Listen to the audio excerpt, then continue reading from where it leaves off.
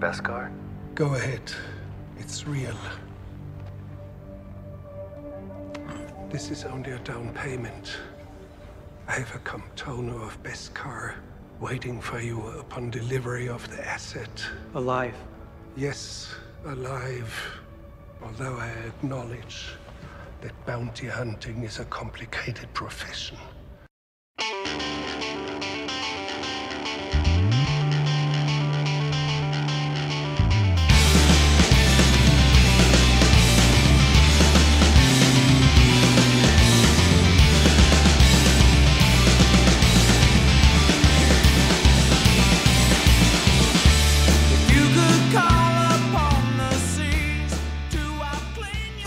There it is. Welcome to the first episode of Mando Vision, a Star Wars podcast. We are here because we love Star Wars, and that's what this podcast is all about. We are specifically focused on the Mandalorian series streaming on Disney+, but that does not mean that we will not talk about Star Wars, the films, the Clone Wars cartoons, everything all-encompassing Star Wars is open season on this podcast. But we are here specifically to talk about The Mandalorian, and now that the news is out that Season 2 of The Mandalorian will be debuting October 30th, it seemed like a good time. It seems like a good time to kind of go back and revisit the Season 1 of The Mandalorian. If you're like me, since stay-at-home orders and quarantine and all that stuff kind of became part of our reality, I've gone back and rewatched The Mandalorian Season 1 several times because it is a fascinating and fun watch. Now, I should introduce myself real quick. My name is Tom. Thank you very much for being here, listening to this quality, independent Star Wars podcast. Perhaps you are familiar with me from my other podcasts. You may know me from Beer Night in San Diego, and also you may know me from the TomCast POPCast, the pop culture podcast that I put my name on because it's my podcast, damn it. So yeah, we're here. This is a new chapter in our podcasting history, I suppose, as part of the 3BZ network of podcasts. And again, the emphasis here is on The Mandalorian and on Star Wars. But if you are a listener from the TomCast POPcast, you may remember that I already reviewed Season 1 of The Mandalorian. I did an episode-by-episode breakdown of every chapter, of every installment as it came out. And, as I was rewatching Season 1 of The Mandalorian, I became interested in the idea of going back and sort of reviewing my reviews. And so that's kind of what these first episodes of Mando Vision are going to be. It's going to be going back into the original TomCast POPcast reviews of The Mandalorian and kind of seeing what I maybe missed on or what I got wrong. And that's good because I am a man with faults of my own. I can't get everything right. So it might be kind of fun to revisit some of the things and discuss further some of the things that I may have missed. Or, breaking down each single episode, and knowing where the end point is, you can kind of look at things in a more contextual manner. And I think that's going to be a lot of fun. So what I'm going to do is I'm going to drop in basically the MP3, the original recording that I did post episode 1, post chapter 1. And we're going to listen to that review because one of the things I tried to decide on was, well, should I just rewatch the episodes and do a whole new review from scratch? And I voted against it because I sort of like the enthusiasm in my voice from the first time around. My recording days for those episodes were very different. Like I woke up very early in the morning so I could watch the episode for the first time. I think I was waking up around 3:30 in the morning before I had to go to work. That was October. Doesn't feel that long ago. I'm sorry, it was November, I believe. And that doesn't feel that long ago in a lot of ways, but almost in some ways it feels like a lifetime ago. So I would get up at 3:30 in the morning, watch the episode, go to work, kind of think about all the things on the episode. If I was really interested in something like that, I would watch the episode again on my phone on my lunch break.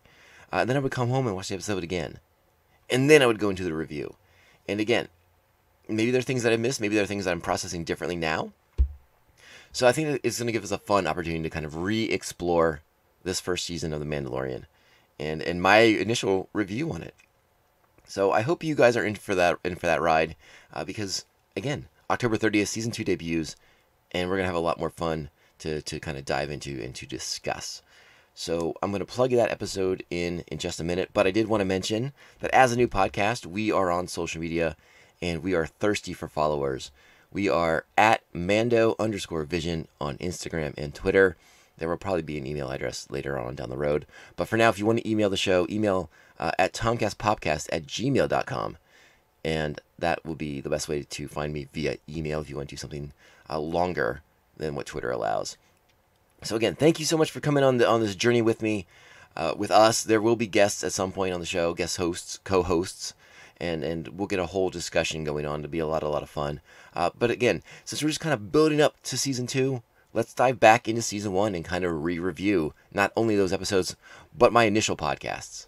And if you're a new listener to the show, the first thing you're going to notice is the audio quality is a little different than where we are right now on this podcast, and that's because since November, we've done a big upgrade at the TomCast POPCast and here on Vision. We also reap those benefits. So yeah, you'll notice, especially when I'm inserting sound clips from the show, I wasn't doing it at the quality level that we're doing it now. So you'll notice that. But hey, we're moving up in the world. It does get better. And here we go. All right, so here it is. I think that's enough of a warning. Let's dive into the show. Buckle up and enjoy Chapter 1, The Mandalorian. Look, there must be some mistake. I can get you more credits. I can bring you in warm, or I can bring you in cold.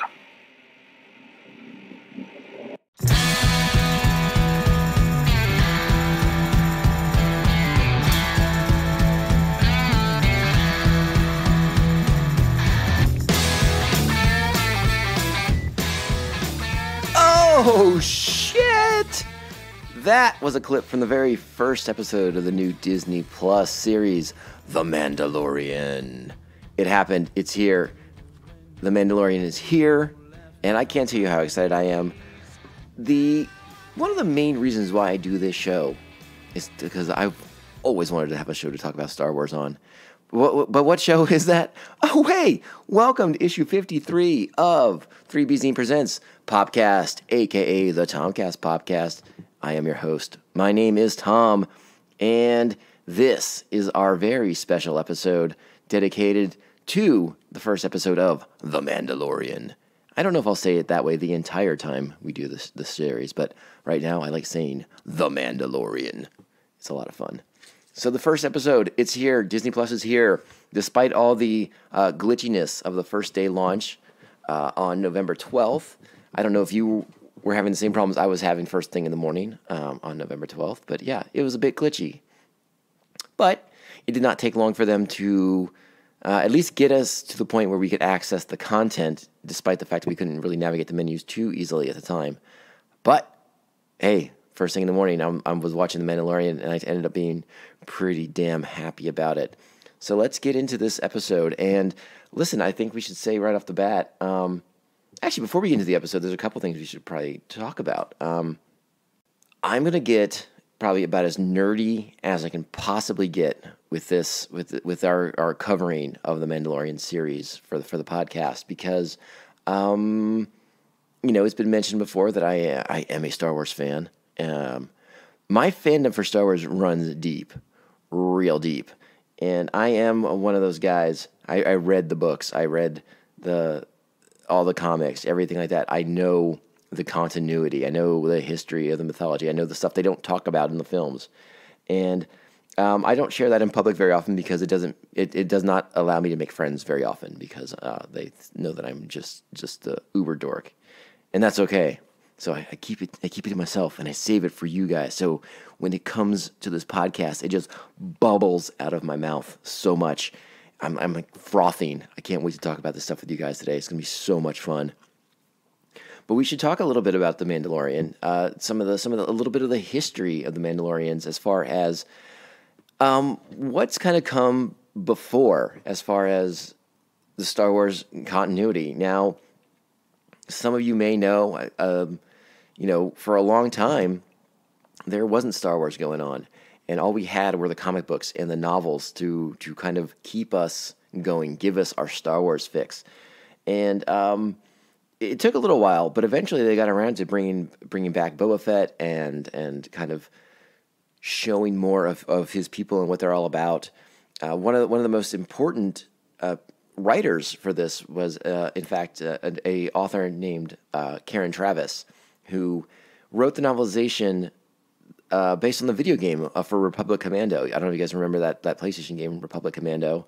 It was set during the Clone Wars, and you were part of an advanced recon team of clones, and you're out doing good deeds for the Republic against the Separatists. She wrote a novelization of the game. It actually kind of takes place after the events of the game. No, I'm sorry. Oh, I'm drawing to. It's kind of concurrent to the events of the game, because the game okay. I don't want to spoil it in case anyone wants to go back and play it or read the books. But the two things sync up with each other by the end, and it's pretty great the way that all works out. What got even better, though, is due to the good response that the novel got, Karen Traviss continued to write books about the clone troopers, and she did some really remarkable stuff as far as just kind of detailing more of the clones' personalities and how, they're clones of Jango Fett, but they're each their own person. They each have their own identities. And part of that identity that was forged with them was from a Mandalorian who helped train them and instill in them the virtues of the Mandalore. And it's one of those things that just, they don't get into it in the films at all. I guess there's just not that, there's not enough time to follow a clone character around. But because of these clones' connections to Jango Fett, this trainer of theirs, another Mandalorian, instills Mandalorian virtues and Mandalorian beliefs and codes into them. It's a fascinating series of books. And then Karen Traviss was then allowed to jump into the main timeline and can kind of continue the saga of the clones. And this time she was able to incorporate Boba Fett into the mix. And they were fascinating novels. They were really, really complex and just showed how, just the wrongness of the Republic using essentially a slave army to fight a war for them. Just really, really complex stuff. Really, really good. I recommend the novels highly, highly, highly. And there's some really cool, badass stuff in there. Some amazing kick-ass Star Wars kind of stuff. Okay, Tom, interjecting from the future.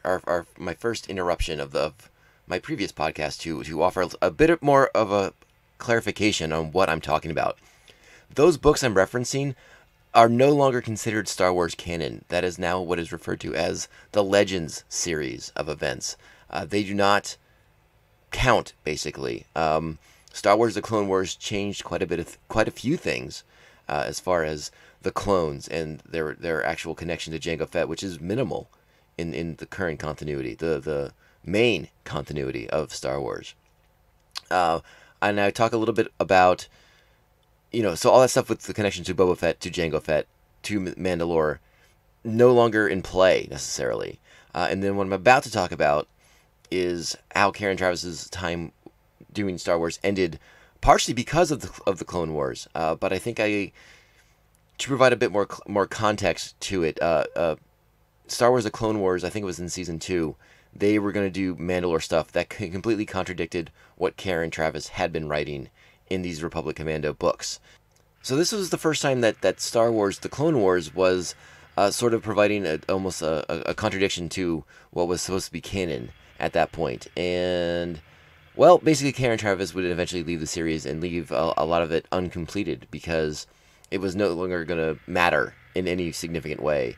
And, there's multiple stories about how that all shook out, but you guys can dive into that on the internet if you want to. There's a whole Karen Traviss Clone Wars controversy that you can look up if you want to go down that route. So just, again, a little bit more context on what we just talked about and what I'm about to say on the show as well. Let's get back into it. The series never really got to finish, though, because what happened was Disney bought Lucasfilm, and when that happened, the old continuity was going to go away. Disney wanted to wipe the slate clean.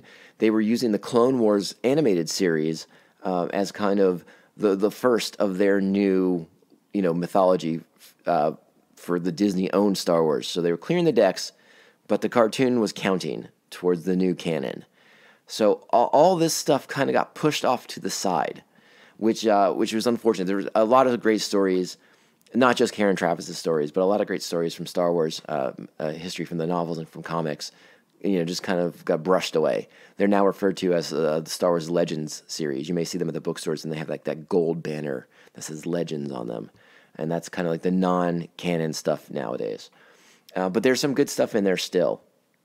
So when Disney launched this new canon, they completely changed around a lot of the history that Karen Travis and others before her, particularly the guys associated with writing the role-playing game back in the 80s, and then some of the Marvel comics and Dark Horse comics that came out prior to these Republic Commando novels had used to kind of give us an idea of the Mandalore and what the Mandalorians were all about. And it was very, very different. Like I said, one of the things that I instantly gravitated towards with the Karen Travis version of the Mandalorians was that Mandalorians are not so much a people as they are a culture, as they are a society. It's not one species dominant. Like, anyone could be a Mandalorian if you live by the code, if you live by their rules, by their way of life. Mandalorian warriors adopt orphan children and bring them into the tribe and make them Mandalorians. It's really fascinating, interesting stuff, and I loved it because it was so different. It was so radical from some of the other Star Wars species that we had seen before. This kind of a nomadic tribe of warriors with a strong code. Yeah, they've been on the wrong side of history before. They've fought losing battles. They've allied themselves with the bad guys, but they've also allied themselves with good guys at the same time. It just kind of depends on who's in charge of the clans at the time. The quote, and by the way, the leader, the name of the clan leader is the Mandalore. There's a big comma in there somewhere, right? I think after the D and before the L, Mandalore. So it's fascinating stuff, and all this kind of stuff, like I said, it got pushed aside for the new continuity. Now, if you're a fan of the Clone Wars and you didn't know any of the stuff from the novels, you have a very different version of what Mandalorian history is.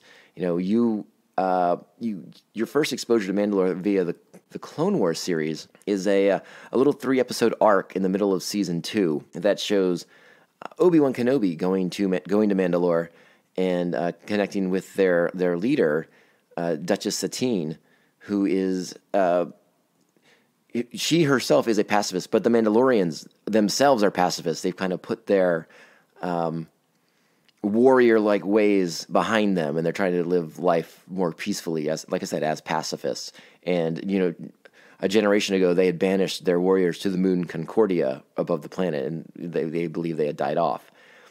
They hadn't. There's a whole Death Watch thing in the Mandalorian armor that we're familiar with from Jango and Boba Fett makes a comeback, and it's a very different trajectory than what was in the previous novels. In the old canon, the Legends canon, as it was being called. That new Mandalorian canon progressed throughout the run of Star Wars: The Clone Wars. It goes all the way up to the very, very end, where Mandalore plays a big part. The planet Mandalore and its people play a big part in the conclusion of that series. And it also plays a big part in the sequel series, Star Wars Rebels, which takes place during the time of the Empire, but prior to the events of A New Hope. So Mandalore plays a big part in that.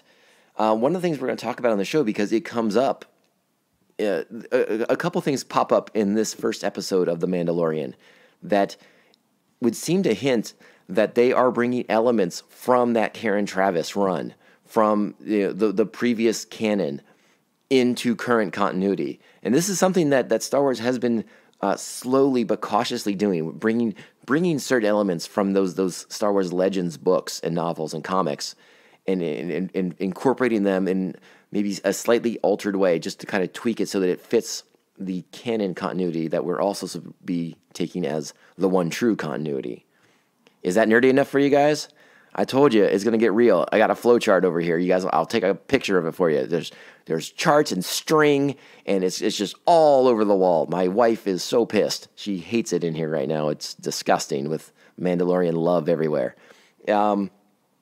So that's kind of where we're going. And now I'm going to try and weave in some of those elements. Like, I'm going to point out some of the things on the episode where it's like, that's old continuity that they're bringing back in. And I'm going to try and give a little bit of an explanation of some more details that hopefully will make sense and kind of help you guys, if you don't already know it, have a more enriched viewing experience watching The Mandalorian as we plow through. These 8 episodes are going to come fast and furious. Episode 2 is going to be out on Friday morning, so get ready for that.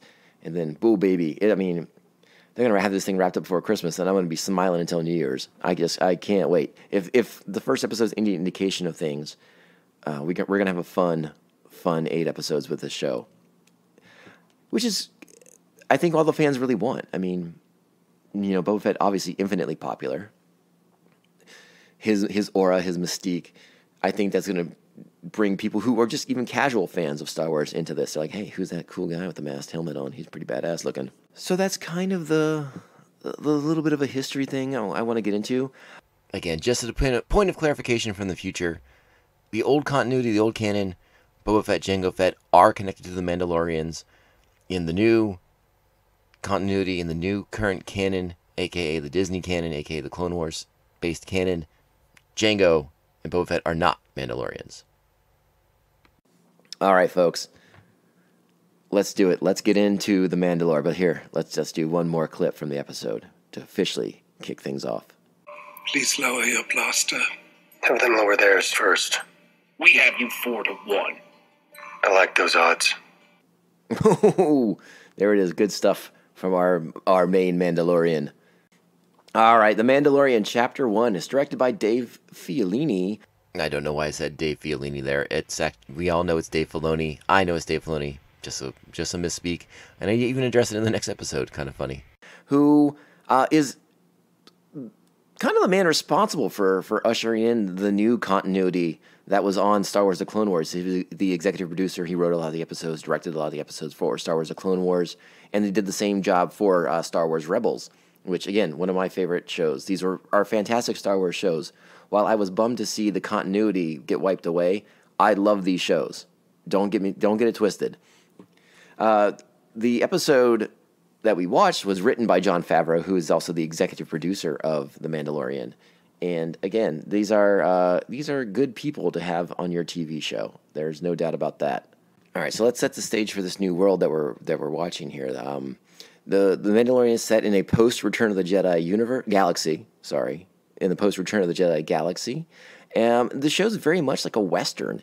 It has a very much a Western feel to it. The Empire is overthrown, but remnants remain, as we start to see, and I think they're going to play a much bigger part as the series progresses. But it's good to note these things, okay, in case you're not paying super close attention. But I think all of us are paying super close attention to this program here. So I should mention that we're about to dive into the story here. So I think it's fair to say that the spoiler alerts are in play. If you have not watched the show yet, you may want to come back later and listen to it after you've had a chance to watch it. Get that Disney Plus subscription. What are you waiting for? It's totally awesome and it's super worth it. All right, so let's see. All right, I mean the show opens The Mandalorian on some planks between iced over lakes. And he's tracking his prey, tracking his bounty. He arrives in a small cantina on an ice world. We're not given the names of the planets. I looked very hard on the internet for names of the planets. I think it's intentionally vague. I think it kind of leans into that Western motif that they're kind of going for, where like the lone gunfighter sort of just rolls into like whatever the nearest town is and ambles into the cantina to, get into some kind of a gunfight, which is essentially how the show opens. We see the bounty that the Mandalorian is looking for. He's being harassed by 2 locals who unwisely turn their attention to the Mando as he begins, and they begin to harass him. They notice he's wearing the Beskar armor. All right, Beskar is going to be a big part of the show. I'm going to talk a little bit more about Beskar later. A fight ensues, and the Mando makes quick work of the human, and then he bisects the Quarren in the iris of the closing door. The Quarren is the squid-faced alien guy, just for the record. And that's when he attracts that's when he approaches his prey, his bounty, puts the bounty puck on the table, which is something I don't think we've really seen before. At least not referred to as a bounty puck. There was something similar in the Star Wars Bounty Hunter video game that was out on PlayStation 2 a million years ago, but was so much fun. I know Roger's been on the show, and we both have kind of gushed about how much we love that video game. And there were elements of this show that were kind of like seeing that video game brought to life, which was really, really fantastic. After this, we get, the line that we opened the show with. I can either take you in warm or I can take you in cold. And I thought that was a really strong way to open the show. The Mandalorian doesn't talk much. It's typical of, very reminiscent of Boba Fett in that sense. Mando talks through action, not through words. And that's a awesome thing. By the way, you're going to hear me say Mando a lot because that is, at least in the Karen Travis world, Mando is a very popular abbreviation. Karen Travis came up with an entire language for the Mando. And I may break into some of it every now and then when I really feel like nerding out. But I want to kind of ease you guys into the nerdiness in case you felt like I threw you into the deep end when I was kind of going into that history. It gets so much deeper. It's so much deeper, the nerdery that I have in this brain of mine. I can't remember a lick of anything I learned at San Diego State, but I still know a decent chunk of Mando, all right? Just because, in case I run into the one guy who knows it too, we can have a conversation. It's fantastic. So he's our hero, the Mandalorian, is escorting his bounty back to where his ship is. But like I said, we're on this strange ice world where it's just like lakes, just iced over, and you have to walk on these like narrow strips of planks to get where you need to go. Now our hero needs to get a ride back to his ship, so he approaches a Kubaz, who I don't know if it's possible there's a Kubaz cameo in Rogue One. I can't quite remember at this moment. There may have been.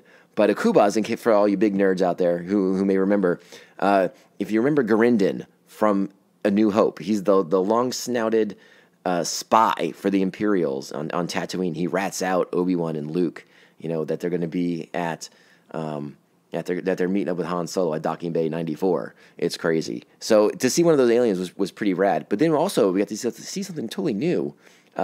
This long-snouted alien summons a speeder via a flute it plays with its snout. So that was kind of fun. My goodness, we'd never seen anything like that before. Now, the interesting part is the first speeder that pulls up to take them across the lakes to the ship is piloted by a droid, and the first thing out of the Mandalorian's mouth is no droids. So I'm kind of curious, like the aversion to droids, like why does he not trust droids? Is there a whole thing? Obviously droids can be reprogrammed. So there's just kind of like a natural paranoia about having droids around. We'll get to more droids later, but it was something that I kind of caught my attention. I was very curious about that because a lot of times in Star Wars, it's I don't want to say it's kind of become a cliche, but oftentimes in Star Wars, and not just in the movies or the TV shows and the animated series or whatnot, or even the video games, it's very common for the heroes to have robot sidekicks with them. So I love the fact that we kind of like dispelled that almost immediately from this show, that he has some kind of an issue with droids. All right, so we get a nice little cameo from Brian Posehn as the speeder pilot who does take them after the Kubaz summons another ship, a speeder. A speeder a little reminiscent to Luke's from A New Hope too, which is a nice little nod in that direction. All right, so we get to the ship. So Posehn takes them to the ship. We hear about these Ravenaks, because Posehn's kind of scanning the ice, with these look like kind of thermal binoculars almost, trying to track these Ravenaks. So he pays up, gets the heck out of there. Speeder pulls away. The bounty's watching as the speeder pulls away, and that's when a Ravenak crashes through the ice and destroys the speeder. And what is a Ravenak? Well, it looks like a giant walrus, basically. These giant tusks come down, and it attacks the ship. It latches onto the ship, and then the Mandalorian has to go and deal with that to free the ship from the Ravenak. And this is when I noticed something that kind of happens quite a bit in Star Wars in particular, but lots of great sound effects from classic Star Wars movies pop up in the show, especially in these opening scenes. And it was very, very cool to hear some of these awesome scenes. Or awesome sounds, I should say. So if you want to get a chance when you watch it again, because you should watch it again. I've watched it 4 times. What are you guys doing? Let's watch it again. Let's all get together and watch it together. Wouldn't that be fun? We'll do like a Google Hangout and watch it. I'd be down for that. So, I like that kind of stuff. That's, again, anything that kind of gives a nice little nod to the original trilogy is always a nice little thing. All right, so our hero gets away with his bounty in tow, and the bounty starts trying to make small talk, a little chit-chat in the cockpit. The Mando's not talking. That's not what he does. So the bounty makes a plea. He's like, I gotta go to the bathroom. And you know he's not going to go to the bathroom. But we do get to see a toilet in the Star Wars universe. I'm pretty sure this is the first toilet we've ever seen in a Star Wars depiction ever. So that's pretty cool. You get to see a space toilet, folks. What other shows is showing you space toilets? I can't think of one. So the bounty's down below now, and he's kind of messing around. He kind of finds the armory, and he doesn't want anything to do with that. And then he kind of stumbles, something catches his eye. He kind of goes towards it, and what does he find? Oh, and I should say, while he's doing this, the bounty is kind of making idle chit chat, kind of trying to let the Mandalorian know that nothing suspicious is going on down here. Everything's A-okay down here, and we get a reference to Life Day. I mean, come on, that's deep cuts for Star Wars fans right there. If you're not familiar with Life Day, it is the universally hated, I guess might be the best way to put it, Star Wars holiday special from, God, I think it was like 70, maybe 77, 78, right around that time. You can find it on bootlegs all over the internet, but no one, it's kind of been disavowed by Star Wars, by Lucasfilm. They admit this is a horrible idea, a horrible mistake. It's all about getting Chewbacca back for I guess like a Christmas-like celebration on Kashyyyk with his Wookiee family. It's got, it's got some singing and B. Arthur, and it's a whole thing. Look it up. It's Dark Days. You probably can find it on YouTube, actually. I'll be honest with you, if you really want to go down that road. So a super deep cut reference to Life Day. Shout out to that. I know I talked to Roger. Roger got a kick out of that as well. And but you know what? The Mando, he's not buying the idle chit chat. So as he's making the references to Life Day, the bounty is seeing racks of people in carbonite hanging suspended in the bay of the ship. I mean, how cool is that? That's when he makes the reference to not making it home in time for Life Day. And the Mando says, I guess not. And he throws him into the portable carbonite freezing unit. And next thing you know, the bounty hanging from whatever it is he's hanging from, frozen in carbonite. Classic bounty hunter move. That's the only way to get their bounties home safe and sound without them trying to kill you on the way. You can't trust the bounty. He's not just going to give up. You don't fuck around with that. You put him in the carbonite. Safety first. I love it. All right, so then we arrive at a new planet. We don't know this planet's name. Again, it kind of keeps that motif going. All we know is we're in the outer rim of the Star Wars galaxy. We're kind of in these frontier worlds. Again, playing into that Western motif. And our hero goes into another cantina to meet with his bounty hunter guild contact, Grief Carga, played by the awesome Carl Weathers, which I didn't mention. Our Mandalorian friend is played by the awesome Pedro Pascal, who you may know from Game of Thrones and the second Kingsman movie, and a bunch of other work. He's been an impressive actor, and the fact that he took a role where you're not really going to see his face too much is pretty darn impressive. So shout out to Pedro for doing that, and I love seeing what he's done so far. I can't wait to see what else he does with this work. All right, so he meets up with Grief Carga, again played by Carl Weathers, representative of the Bounty Hunters Guild. He's collecting his bounties. Now, as he walks into this cantina, the camera pans, and we notice various Trendoshans, another alien species you may recognize from Empire Strikes Back, one of the bounty hunters on the bridge of the Star Destroyer when Darth Vader assembles the bounty hunters to look for Han Solo and Princess Leia. A Trendoshan is the big reptilian-looking one. He has the toes hanging over the thing when the Admiral's like, we don't need their scum here. Awesome stuff. So a group of Trendoshans seems to take note of the Mandalorian's arrival, and it's going to be interesting to see if that pans out later on. That looks like just kind of like a hint of things to come, because the Trendoshans did not look stoked to see him. All right, so the bounty hunter's trying to get paid, but Grief only is offering payment in Imperial credits. Another thing that I noticed here, the Mandalorian does not seem interested in taking Imperial credits. Now, there could be a lot of different reasons for that. Again, we're in a post-Return of the Jedi world. He makes reference to the fact that the Empire is gone, but Grief says, well, they still spend. Now, it could be as simple as that, or it could have more to do with the fact that the Empire did some pretty bad things to Mandalore. But some of the worst things that happened to Mandalore at Imperial hands was back in the old canon, the old continuity from the Karen Traviss novels and that era, those Star Wars Legends books. So to me, that was maybe my first hint that, hey, wait, maybe we're starting to get a little bit of that old continuity here. Actually, the first reference to the first hint I got was the reference to Beskar. But we'll get more into the Beskar in a little bit, I promise. So I was curious about that. You know, he's not taking those Imperial credits. He accepts instead calamari flan, which is like these weird jelly-looking coins. It's very strange. But, you know, those calamari under the sea and all that. He's looking for more bounties. Now, he seems very, very... Our hero, the Mandalorian, seems very obsessed, driven to get as many bounties as possible. It seems like he's collecting money for something. You know, he needs as much money as he can get his hands on. But the bounties aren't paying well, you know?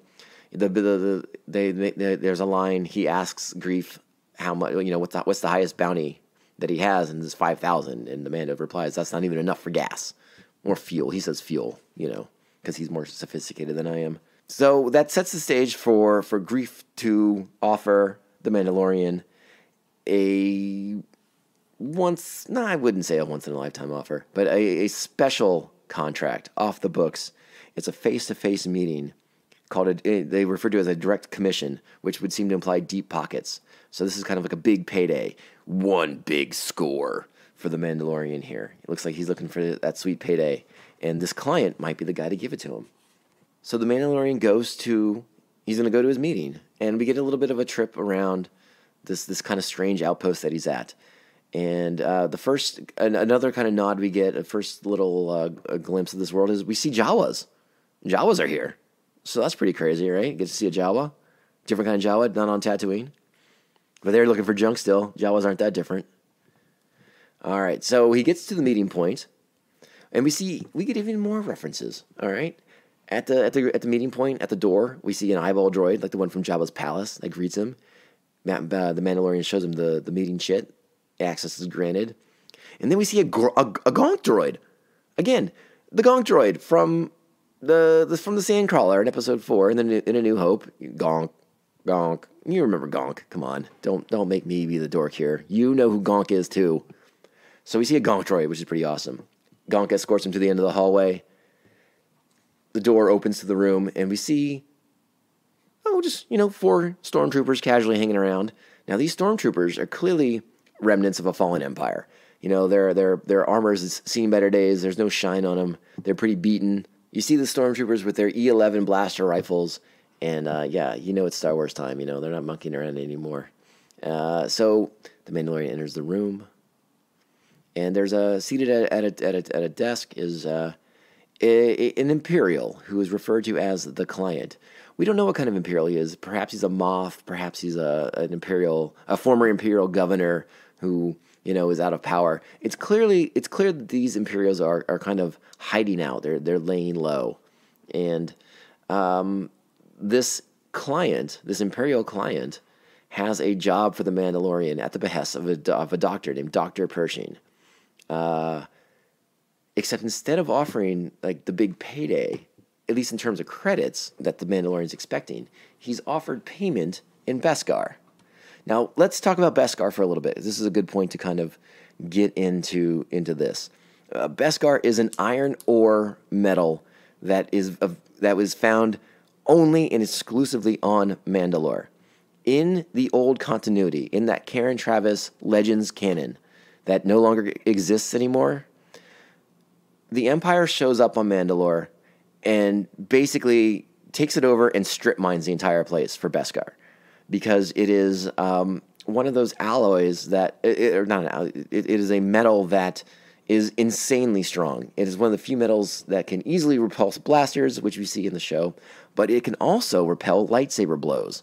Again, very, very handy, especially if you're a Mandalorian warrior who likes to engage in combat with Jedi Knights, as some of the old mythology and stuff would imply. So Beskar is not only insanely valuable, it is insanely valuable to a Mandalorian. It is from their homeworld, a place that they were, in the old canon again, displaced from. So another sign that perhaps we're weaving some of this old canon back into Star Wars mythology.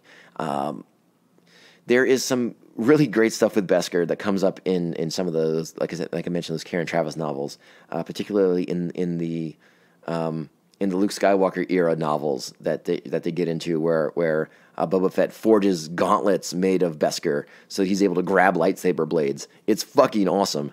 And Beskar obviously playing a huge role in this show.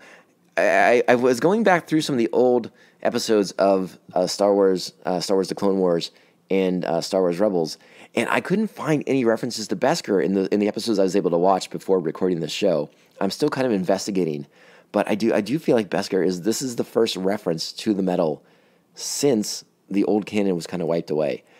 If I'm wrong on that, let me know. I'm still investigating that, but this is what's in my mind right now. It's like they don't refer to Beskar at any other point on Rebels, on the Clone Wars. So again, another sign to me that they're bringing in some of that old continuity and kind of fitting it in to the new canon. So,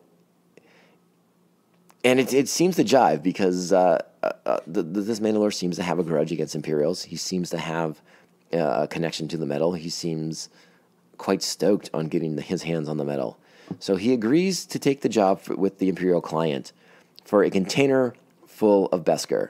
But he gets a down payment of a small square of Beskar, which is, like I said, it's insanely valuable. But the value to a Mandalorian warrior is even more so because now he's able to use it to forge more armor and weapons to use for his quests that he's on.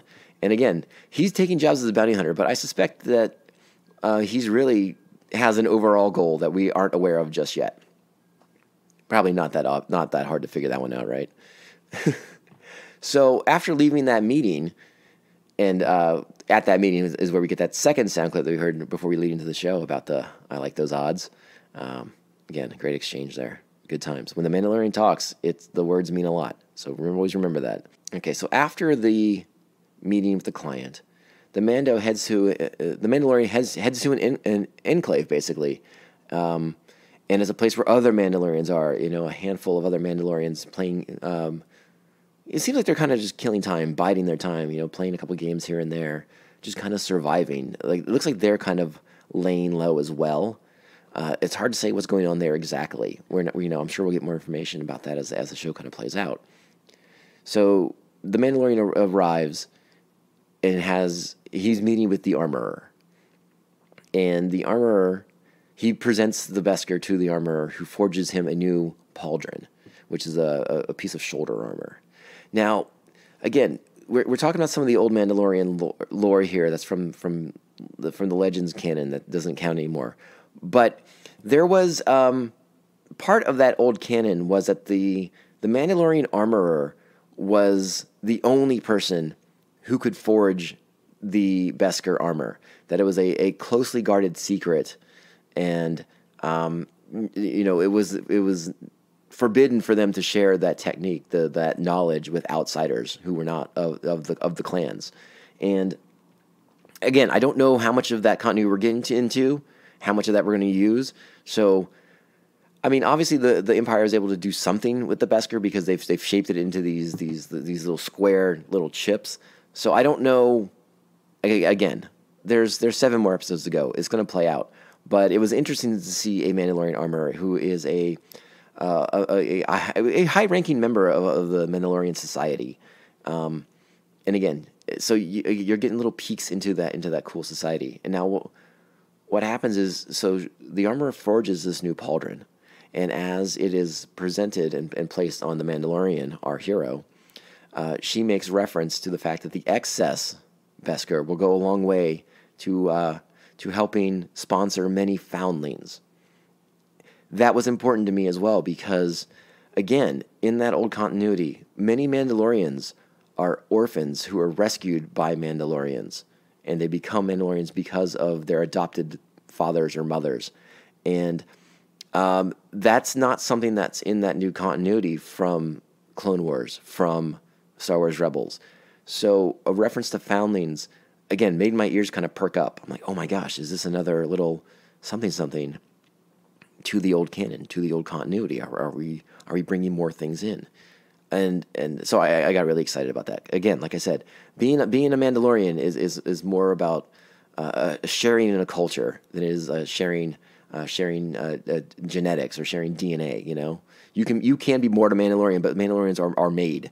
You know, they are discovered. It's the strength from within kind of thing. And again, I love that. I love that so much. So again, a little note that these are the things I'm paying attention to as I'm watching the show.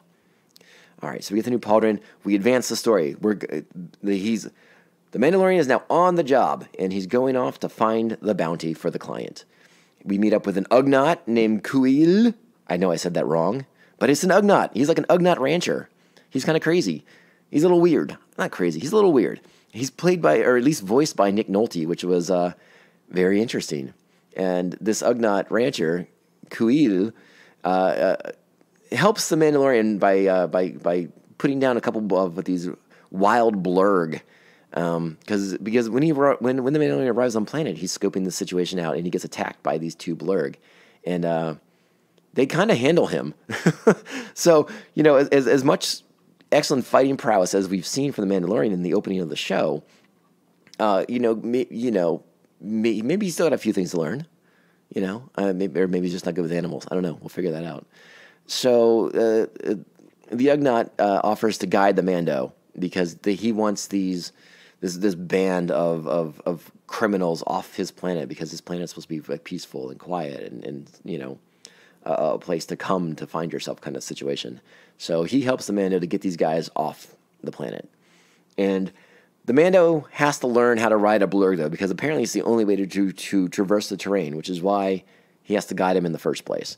So the Mando learns how to do that, and you know, there's a fun little exchange between the Mando and Kuil before they move on and do their thing. We get to the outpost where the bad guys are holed up and the bounty's waiting.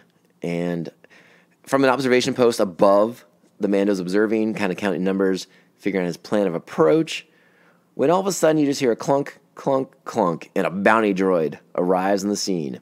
IG-11, played by the awesome Taika Waititi, who was so stoked that he got to play a droid that he's been on Twitter talking about it nonstop.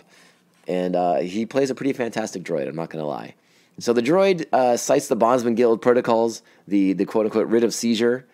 And again, I want to emphasize, it's so cool to see an IG unit in action. We got a glimpse of an IG unit, again, on the bridge in Empire Strikes Back when Darth Vader's assembled the bounty hunters to look for Han and Princess Leia. You know, and you know, if you're an uber nerd like me, the only other time you've really seen an IG droid do anything has been in comic books, which are wonderful but static. You know, you don't get to see the way they move, and to see IG-11 move and the way he fights and does combat is awesome. We got a glimpse of it in the trailer, but when you really get to watch the whole thing play out, it's really stellar and awesome. The way that he's able to swivel, I say he, but it's a droid, but the way it's able to swivel and complete like 360-degree coverage is pretty damn impressive. So obviously these bounty hunting droids are pretty damn effective.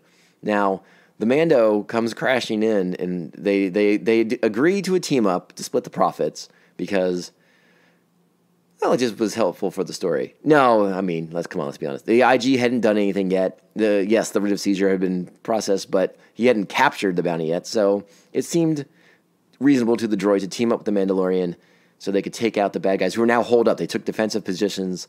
They were regrouping. Counterattack was coming from the baddies, from these villains that were held up on the planet. So the counterattack comes, and we get to see the Mando and the IG-11 fight the bad guys in a cool way. Now, I want to mention too. I tried to get some more details on the weaponry that the Mandalorian is using in the show. He has a blaster, a hand blaster, a small one. It looks very reminiscent of the style hand blaster used by Jango Fett in Attack of the Clones. The sound it emits is similar, but I didn't think it was quite the same. I'm hoping some more details will come out on the kind of specs that the Mandalorian is using on the show. I'm going to try and pay more attention to the weaponry in the next episode. Like I said, I've watched it 3 or 4 times, and it was kind of hard to tell if it's the same, if it's the exact same model gun or just something very similar.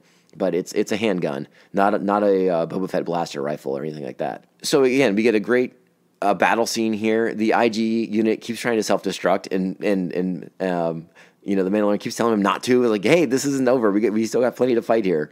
But it's funny to see this like thermal detonator just pop out of the IG unit's chest. He's like, okay, I'm gonna kill myself now. A great scene happens with the arrival of the hover cannon. The Mando's able to use his grappling hook, get that thing spun out, shoot the pilot, and then take that hover cannon for a spin of his own and just mow everybody down. And that's when the Mando and the IG unit are able to, using that cannon, blast into the hardened bunker and locate the bounty.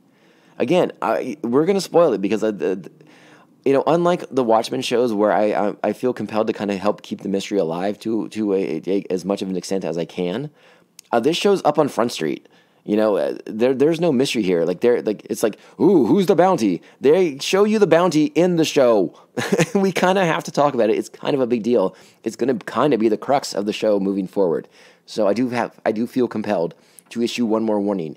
If you do not want to know about the bounty, now is the time. The bounty, and by the way, the bounty, I also mean the asset. So this is the last warning. I'm going to say what's happening here. So, 5, 4, 3, 2, 1. They enter the bunker. They kill the last remaining bad guy. The Mandalorian, with his tracker, finds like a floating little egg-shaped unit. And he's a little surprised because it looks very much like something you would keep a baby in. So he opens it up. Sure enough, it's something you keep a baby in. But wait, what kind of baby is that? Oh, the kind with 3 fingers on its hand and long, pointy-ish elf ears sticking out from its sides of its head. And it's green with big round eyes. That's right. It's a baby Yoda. It's a little baby Yoda. Okay, not Yoda, but Yoda's species. A species that we've only ever really seen. We've seen Yoda. In Phantom Menace, we saw Yaddle. And if you're a big fan of the video games, you remember Knights of the Republic, and they had Vandar Tokar, the Jedi Master from that video game, was of Yoda's species. Yoda's species has been one of the most, I don't know if guarded is the right word. It's just something that no one's ever been allowed to go into. It's like George Lucas's big secret. And now that he's not in charge anymore, I guess we're going to get to play around with Yoda's species to a certain extent. I don't know how much we're going to get involved into the species, or if it's just I don't know. I don't want to. Again, I kind of hate speculating, but that was a cute baby. I'm not gonna lie, that Yoda baby is cute. So we have to ask ourselves some questions now. Whose baby is this? Question number 1. Why is it being held by these killers and assassins and bad guys? What's the deal with that? Why does this Dr. Pershing want the baby? And why is he working with this Imperial person who's referred to as the client, all right, played by Werner Herzog, by the way? So why is Pershing teamed up with this Imperial person? What's going on here? We have a lot of mysteries. They're not going to be big mysteries. It's Star Wars. It's not like a detective story, so don't worry about that. We're going to get answers pretty quickly. And if you've paid attention to any of the pre-show promotional stuff, I mean, we know Giancarlo Stanton, my God. Giancarlo Esposito's character is forthcoming, and he's an Imperial Moff with all kinds of death troopers and stormtroopers at his disposal. He obviously has a vested interest in the Yoda baby, but we don't know the connections. We don't know any of that stuff yet. What's pretty cool is the way this episode ends. We see the Yoda baby. IG-11 wants to kill the Yoda baby and collect the bounty and call it a day. The Mandalorian is not going to let that happen. As we've established, as they establish in the show, the Mandalorian himself is a foundling, is an orphan.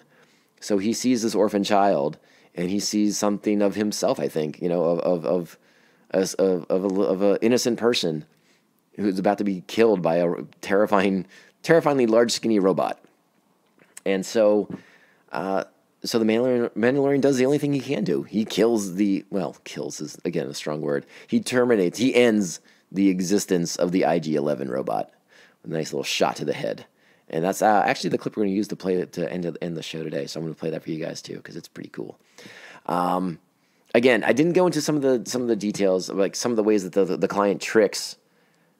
Tricks is a strong word, but misleads the Mandalorian into accepting this bounty, because he says that he's looking for the bounty, the asset that they're trying to collect is 50 years old. This baby apparently is 50 years old, but as we know, Yoda's aged very, very differently than humans do. So he's rather the Mandalorian is rather surprised to find a baby, at the very, very least. And the way the show ends with the terminated IG-11 unit on the floor, the Mandalorian raising his hand with his finger extended towards the baby, and you see the baby's hand rising up to maybe grab the Mandalorian's finger. And it doesn't quite happen before the credits roll. But the first thing that popped in my mind was, oh my gosh, they're going to do Lone Wolf and Cub. And I couldn't tell you how fucking blown away I was with the idea of that, because Lone Wolf and Cub, for anybody who's not familiar with it, is this wonderful series from Japan. It's a comic strip, basically. It's been collected a couple different times in the States here. You can find it. It was written by Kazuo Kyoki and drawn by Geseki Kojima. It's considered a classic. It is the story of a lone Ronin samurai on the run from a warlord with a baby in tow. It was also a bunch of Japanese films as well that you can watch. It's utterly fantastic. The graphic novels are amazing. It's primo storytelling at its best. And again, this was the first connection I made here. We have the lone warrior, the gunslinger, the lone gunslinger in a way. Now with this baby that I assume he's going to want to protect, because he just killed a droid. Well, guys, I keep saying killed a droid. Not quite the way it works. He just exterminated a droid in order to save that baby's life. So it doesn't seem like he's going to be returning that baby to the client anytime soon, which can only lead to more bad things for the Mandalorian, more trouble to get into. The Lone Wolf and Cub comparison seemed pretty apparent and pretty apropos to me. And what's also cool about that is, I mean, thinking back to, again, you go back to the original Star Wars, to, A New Hope, and much of the structure of A New Hope is owed to another Japanese film, The Hidden Fortress, directed by Akira Kurosawa, one of Kurosawa's 5-10 best films. It's fantastic, and again, a lot of that structure from The Hidden Fortress, George Lucas used for A New Hope. It just makes a certain amount of sense that we tie in those Japanese film elements that are so influential in Star Wars, because that's something that I don't think has really been given a nod to in quite a while. But a lot of Star Wars roots are in Kurosawa films, in Japanese cinema. Remember Lucas himself, a big cinemaphile. I mean, he loved samurai movies. He loved the movies of Akira Kurosawa. So it makes a certain amount of sense that Jon Favreau would realize that and kind of structure his Mandalorian show kind of the same way. Again, I could be wrong. Maybe this goes a complete different direction. But I really like the idea of this Lone Wolf and Cub thing, the lone Mandalorian protecting the Yoda baby from the evil Imperial warlords who are out to get him. Now, why are they out to get him? Why do they want this baby? Again, these are the questions we have to wait for. But we're going to find out. We're going to start getting answers very, very soon. And I can't wait to talk more about that.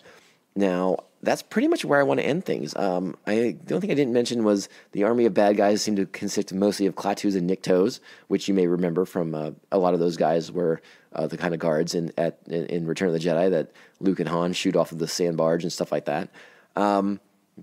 they kind of play common thugs throughout the Star Wars universe, Star Wars galaxy, if you want. So that was interesting. But again, so much good stuff to start with. I feel like we are off on a real strong start for this show. Like I said, we have the Mandalorian played by Pedro Pascal. The client is Werner Herzog.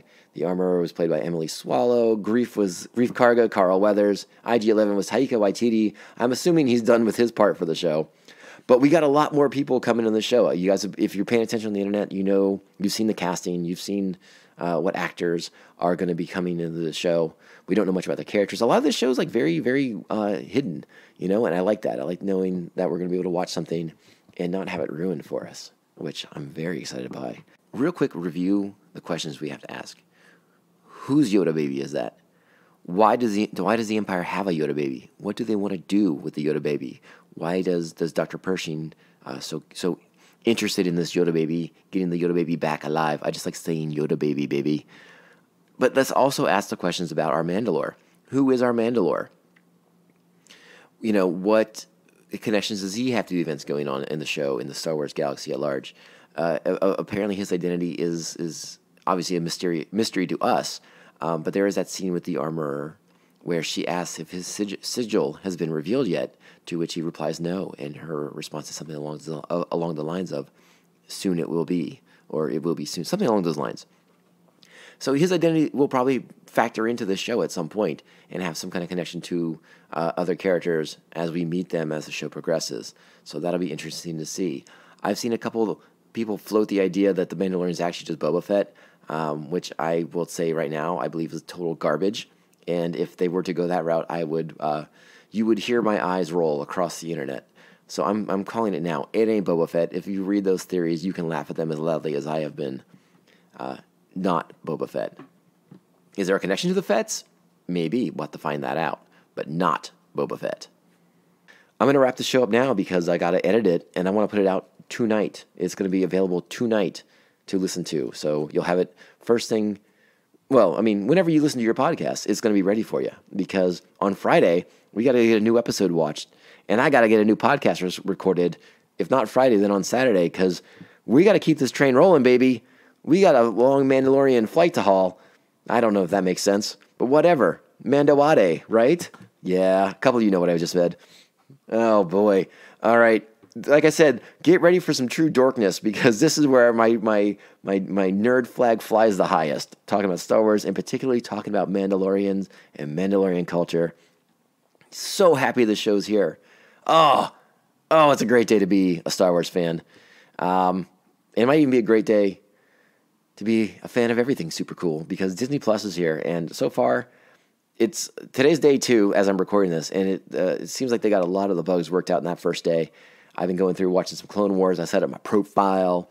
I can't wait to get into this app. There's still some glitches. There's still some weird things in there. They're going to work it out. I don't care, though. I got the Mandalorian on Friday. Friday, you and I, we all have a date on Friday. Let's get back. Let's talk. What else I got for you guys? Oh, let's just close it up.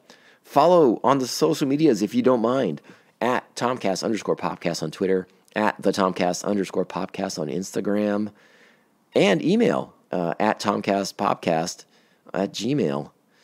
And if you guys are a fan, want to help out, make a generous contribution to keep the show going as best as we can, head over to patreon.com/TomCast POPcast. You can sign up and become a member of Pophead Nation.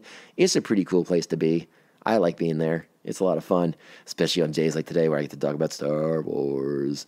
Oh, it's been a long time coming.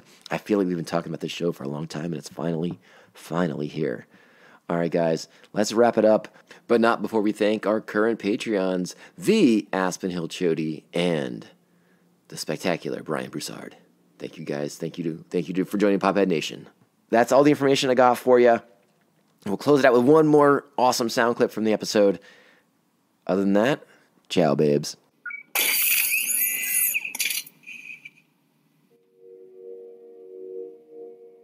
Wait. They said 50 years old. Species age differently. Perhaps it could live many centuries. Sadly, we'll never know. No. We'll bring it in alive. The commission was quite specific. The asset was to be terminated.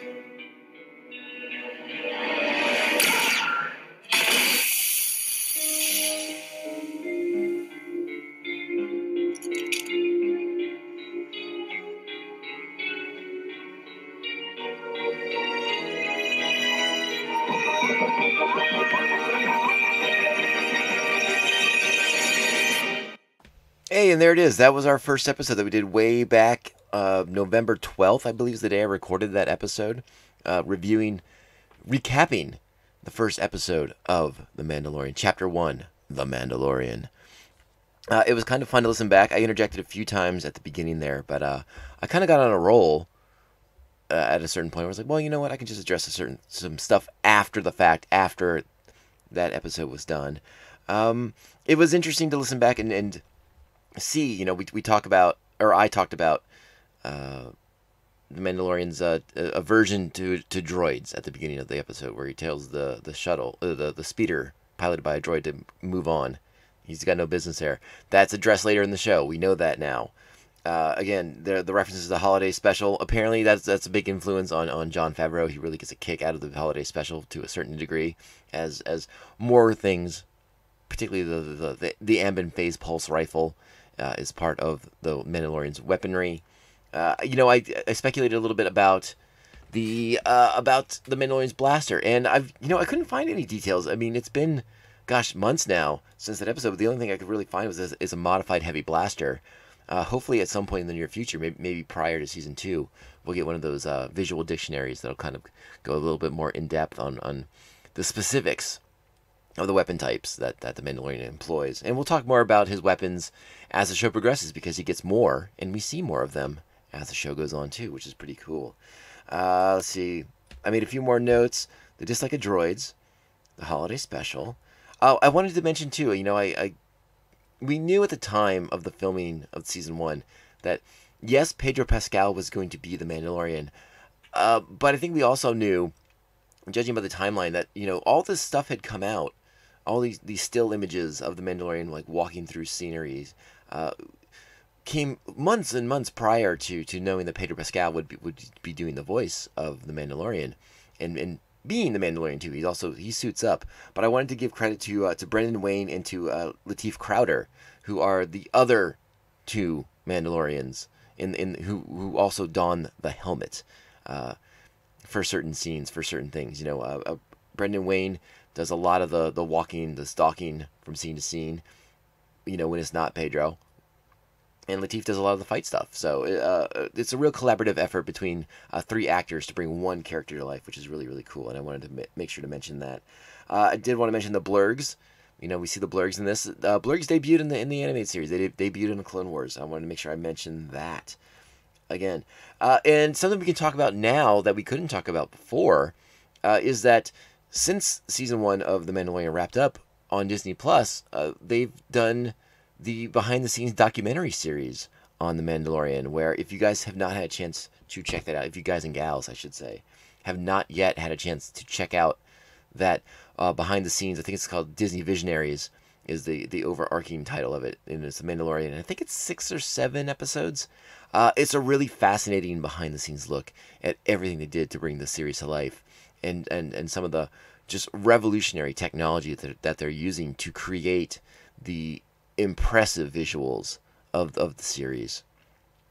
All right, I think with that, I think I've covered everything I wanted to sort of address. I hope you guys enjoyed that kind of fun look back. If you're a new listener, if this is your first time listening to me on a podcast, I hope I met expectations. Maybe luckily, maybe I would hopefully exceed expectations, but I'll settle for meeting them. And I hope you guys will come back and try more as we kind of catch back up on The Mandalorian and where we are with the adventures of Din Djarin. And season 2, it's right around the corner. If you are a listener who's listened to these episodes on the TomCast POPCast, I thank you for listening to them again. I hope you kind of enjoyed this look back, and I hope it's getting everybody excited for the continuing adventures of Baby Yoda and the Mandalorian, because I think that's all what we're really excited about. What else do I have for you guys? I think that's it. In the last section of the show, I mentioned some of the social media links for the TomCast POPcast. Those are actually mostly changed now. TomCast POPcast can be found on social media at TomCast POPcast on Instagram and Twitter. No more underscores and spaces in between them. The Gmail address is still the same, tomcastpopcast@gmail.com. And if anyone wants to check out the TomCast POPcast, we are always looking for new people to check us out. That is the podcast where we talk about all things pop culture. We talk about comic books and comic movies, the MCU. We get into all kinds of just fantastic things. It's just a wider spectrum of the pop culture universe that we cover on the TomCast POPcast. So come on over and check that show out too, if you've liked this one. And at the very least, I hope you come back for next week's Chapter 2 of The Mandalorian, The Child, where we start to see and learn a little bit more and fall more madly in love with Baby Yoda. I also wanted to apologize real quickly because in some of the interjected voice clips that I did, you will notice a distinct jackhammering behind me as I'm talking, and that is because they are currently tearing apart the road that I live on while I recorded a podcast. So I hope that wasn't too jarring, but hopefully it won't be going on next week. All right, that's all I got for you this week. Thank you so much for listening to this first episode of Mando Vision. We're not going anywhere. We got a lot of Star Wars to talk about. There will always be Star Wars in our lives. And remember, this is the way. The Beskar belongs back into the hands of a Mandalorian. It is good to restore the natural order of things after a period of such disarray. Don't you agree?